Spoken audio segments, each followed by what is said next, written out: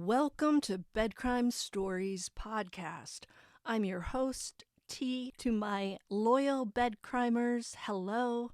To anyone who's new here, thank you for checking me out. Do me a favor, please hit that like button. It's a free way you can help me.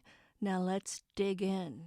I want to share really fascinating information about the Delphi case out of Indiana. I listened to Duty Ron's show from 2 days ago with retired FBI Special Agent Jenniffer Coffindaffer. That name's going to be hard for me to repeat. Just hang in there with me, okay? As well as a man named Peter A. Crusco. Crusco is an attorney who formerly served as a federal, state, and New York prosecutor, as well as Executive Assistant District Attorney and Chief of the Investigations Division.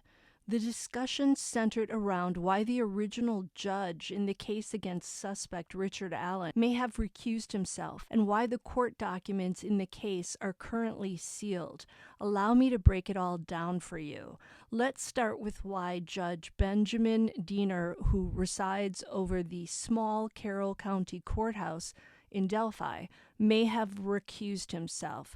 We already know that Judge Diener expressed that he doesn't have the skilled manpower that he would need to deal with this case, which has garnered worldwide attention. Diener also expressed that he felt he, his staff, and his family did not feel safe and are not safe as a result of being attached to the Delphi case, and specifically the case against suspect Richard Allen. According to Crusco, Diener, by stating this publicly, has just given Allen's eventual defense attorney ammunition for arguing that the case should be tried away from Delphi, Indiana. So bad on Diener for saying that. Prosecutor Nick McLeland is going to want to see Allen's case tried in Delphi. This is because his offices are in Delphi, his staff is in Delphi, his family and home are probably in Delphi also. If the case gets moved to another location, it will be harder for the prosecutor to arrange for any witnesses to testify. Basically, if the trial is moved to another location, it will complicate the situation in a big way for the prosecutor. It will also make it difficult for the prosecutor to find jurors to his liking for the case. Now, as for Judge Diener's concerns about his safety and that of his staff and family, Crusco described having to oversee a case in which a big-time mobster was on trial. Crusco's courthouse offices were firebombed during the course of the trial, and he even had to go into the witness protection program for some time. So yes, judges on high-profile, emotionally fraught cases can definitely be in danger as a result of overseeing those cases. Crusco's story definitely drives home the dangers judges and prosecutors can find themselves facing in cases like the Delphi case. Crusco also talked about why the Indiana Supreme Court may have specifically appointed Allen County Superior Court Judge Fran Gull as special judge in the case. It sounds like Fran Gull, I should call her Judge Fran Gull out of respect, as an administrative judge is in charge of ordering security for the court. So she apparently has the power to double up her own security if she sees fit. That's one thing.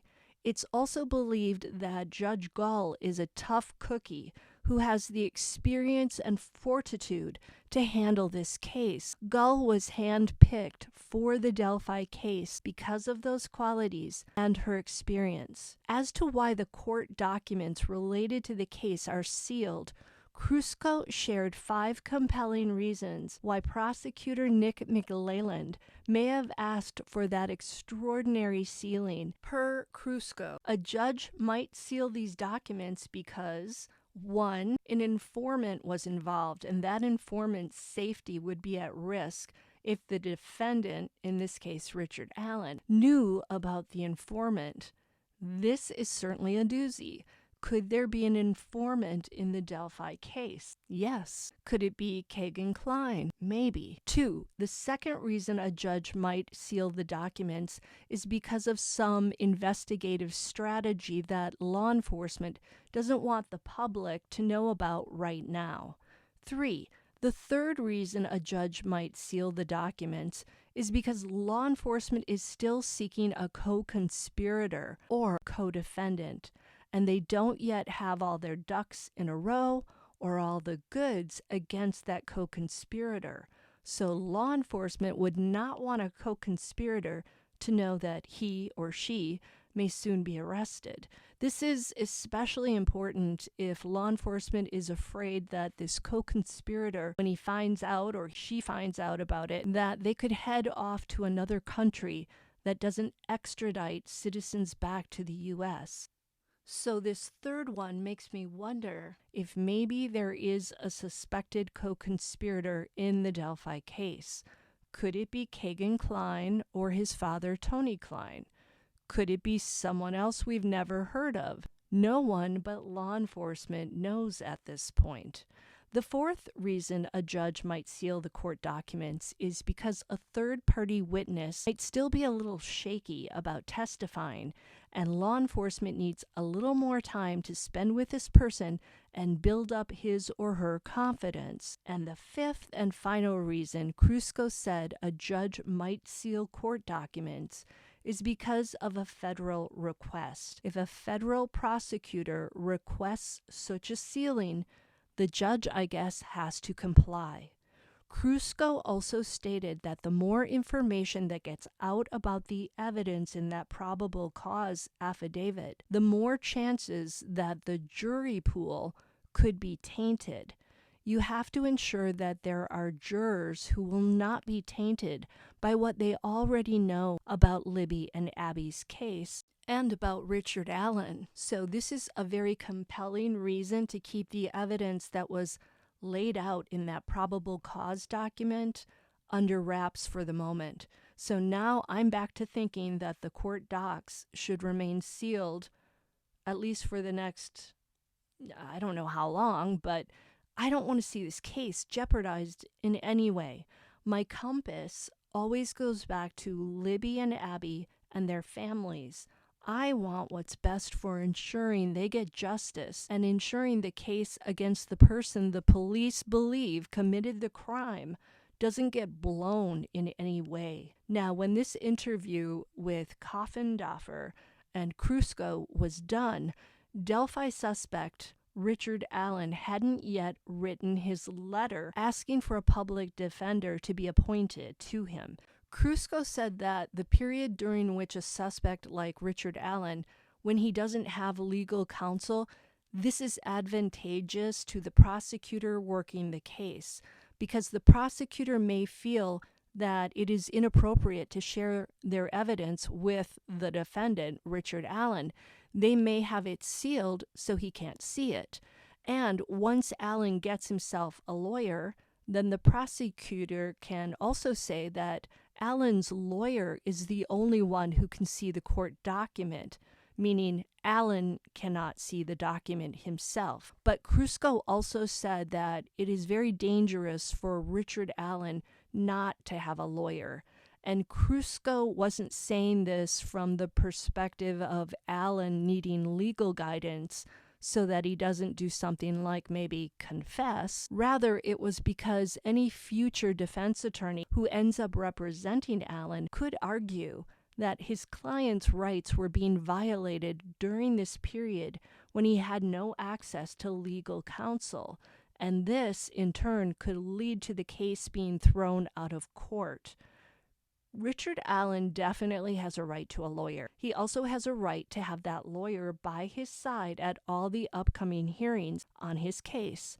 And he has a right to reject a particular public defender assigned to him if he doesn't like that public defender for some reason. So I was unaware of this, but Allen has the right to have a lawyer of his own picking. Of course, he has to pick from the pool of public defenders because he stated that he doesn't have the funds to hire a private attorney. but you cannot force a certain attorney on Allen, apparently. Richard Allen has until November 17th to retain legal counsel because he's set to appear for a hearing on November 22nd. Now, it sounds like that hearing may be pushed out because there won't be enough time for this public defender to get with Allen and get everything in order. The discussion then turned to capital punishment. In Indiana, for the charges Allen is facing, he does qualify for capital punishment. However, Crusco said that if the prosecutor asks for this, suddenly Judge Fran Gull will give Allen something called super rights. And this means that both the prosecutor and Allen's lawyers and the judge will all have to be absolutely scrupulous in making sure all of Allen's rights are met. This is because if he is found guilty, the sentence could mean the end of his life. So capital punishment cases present a lot more work, apparently, for the attorneys. Now, you would think they would always be scrupulous in making sure that a defendant's rights are met. But apparently this is not the case. Per Crusco, it will take a lot to get Richard Allen tried for capital punishment, even though this case and Libby and Abby's deaths definitely warrant such an extreme punishment. Moving on to the next topic the panel discussed, and this was Ron Logan. You may recall that Libby and Abby were found deceased on Ron Logan's property, and Ron Logan was at one point a person of interest in the Delphi case. His property was searched, so law enforcement were able to get a probable cause affidavit for a search warrant for Logan's property.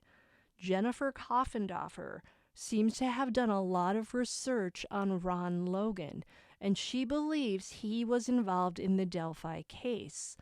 Unfortunately, Logan died of COVID-19 on August 30th of 2022. Note that the police never arrested Ron Logan, so Coffindaffer pointed out that Ron Logan's phone pinged 2 minutes after 14-year-old Libby German posted the photo of 13-year-old Abby Williams to her Snapchat at 2:07 p.m. near the Monon High Bridge. So Ron Logan's phone pinged at 2:09 p.m. near the Monon High Bridge. And Coffindaffer said that the ping was not at Logan's house. It was specifically near the Monon High Bridge. Now, this was information that I'd never heard before. Coffindaffer also stated that Logan's phone pinged 2 times later that same day, February 13th of 2017, near the crime scene, meaning where Libby and Abby would later be found deceased on February 14th. So Ron Logan's phone pinged near the crime scene on February 13th at both 7:56 p.m. and 10:30 p.m.